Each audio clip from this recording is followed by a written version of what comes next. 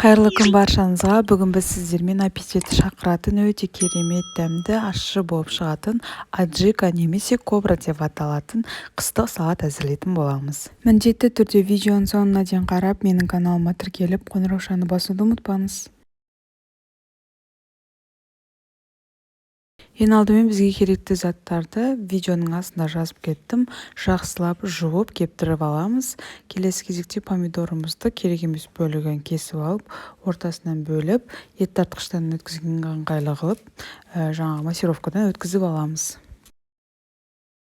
Қызанағымызды өткізіп болғаннан кейін біз болгар бұрышын және чесногымызды және ащы қызыл бұрыштарымызды жақсылап массировкадан қызанақтың артынан өткізіп аламыз. Және газ пешімізге қойып қайнағанын күтеміз. Келесі кезекте біздің аджикамыз қайнағанша банкаларымызды осылай стерильдеп аламыз.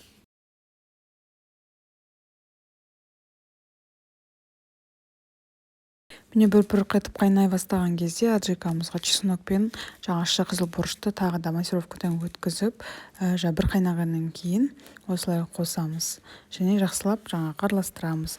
Келесі кезекте біз укропымызды қосамыз және петрушкамызды турап қосамыз.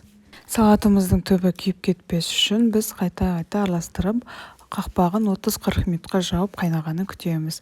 Қайнап болғаннан кейін бір шыны, жарты шыны сұйық май құямыз. 5 минут қайнатып аламыз және крышкаларымызды стерильдеп аламыз. Стерильденген банкамызға аджикамызды құйып, 1 литрға 1 аспирин, 2 литрға 2 штук аспириннен саламыз.